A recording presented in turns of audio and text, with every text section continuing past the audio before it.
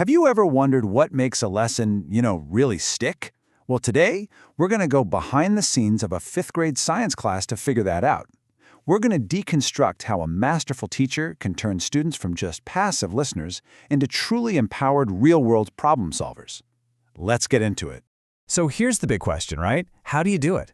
Huge ideas like environmental conservation can feel so abstract, so far away. But this lesson plan we're looking at, it has a pretty brilliant answer, and it all starts by bringing that massive challenge right into the student's own world. Okay, so step one is all about igniting that spark of curiosity. You've got to bridge the gap between this giant global concept and a kid's actual life. And the secret here is you don't start with the map of the world. Nope, you start in their own backyard. And here is the first really smart move. Before you throw any new information at them, the lesson just asks students to observe, to look around their own school, their own neighborhood. By having them hunt for conservation efforts they've already seen, it makes them realize, hey, I'm already a part of this story. It uses their own life as the foundation for everything that's about to come. So, once you've got them hooked, it's time to give them the right tools. And, in this case, the tools are words. This isn't about boring memorization. It's about building a shared language so they can talk about this topic like a team of experts getting ready for a big investigation.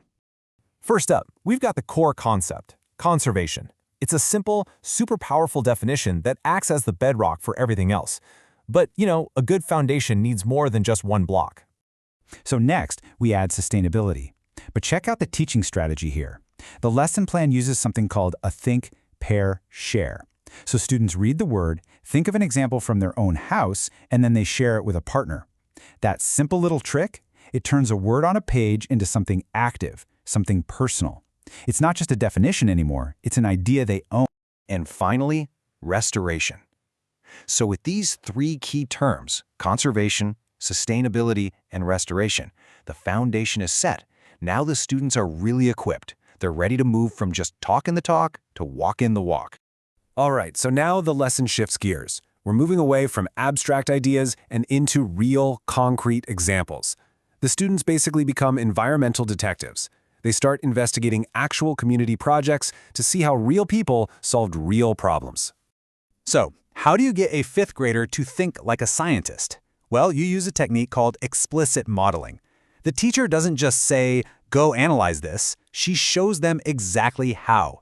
She takes a real case study and models the whole process by asking these three super important questions. This chart is a perfect example of how that works.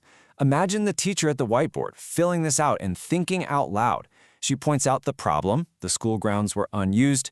She identifies the science idea, they used habitat restoration, and she explains the benefit. They got an outdoor classroom out of it. This makes the thinking process totally visible and gives the students a clear roadmap they can follow themselves. And now, the training wheels come off. Because they have that framework, students can confidently pick another project and analyze it all on their own. See what's happening? They're not just learning facts anymore. They are actively using a brand new skill. Okay, here it is. This is the big turning point of the whole lesson. This is where students go from learning about what other people have done to becoming data analysts and problem solvers themselves. This is where they really take ownership of the whole thing. You can't really understand data until you can speak its language. So a great teacher doesn't just throw a graph on the screen and say, go. The lesson plan actually says to first walk them through all the parts. The x-axis, the y-axis, what the title means. It makes sure everyone starts on the same page. Now let's look at this chart together. The teacher would ask, so what story is this telling us? We can see the impact factor went up, which is great, but then, boom, it drops in 2024. The really crucial move, though, is the follow-up question, why? Why did that happen? That one little word pushes students to go beyond just reading the numbers and start thinking critically about what's going on in the real world. The next skill is all about seeing the future. Well, kind of. To think like a scientist, you have to be able to predict what will happen if you do something. Using a simple flowchart like this one, students learn to connect the dots.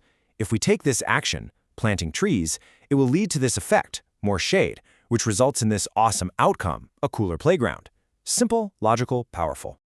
Oh, this part is just a stroke of genius. The final project isn't called homework or an assignment. It's a mission. And by framing the students as a city council science committee, the lesson totally changes their role. They're not just students anymore. They're civic leaders with an important job to do. And this is where we see the power of scaffolding. You take a big, intimidating task like creating a whole community proposal, and you break it down into 4 clear, manageable steps. This builds so much confidence. It guides them from seeing a problem, like maybe a recycling bin that's always contaminated, to proposing a real science-based solution, like adding clear pictures to the bins so people know what to do. So, what have we really seen here? We've just walked through this incredible journey that takes a student all the way from simple observation to building a vocabulary, analyzing real stories, decoding data, and finally to taking real civic action. It's a complete arc, from passively learning to being actively empowered. And here's the bottom line, the thing that really matters. The skills these kids are learning, critical thinking, analyzing data, solving problems, these go so far beyond the science classroom. This lesson really is a blueprint for building capable, engaged citizens who know how to make a difference. And that leaves us with one powerful idea, that real, big change often starts small, and it starts with us. This whole lesson proves that by using science, observation, and teamwork, every single one of us has the power to make our own backyard a little bit better. So the only question left is, where will you start?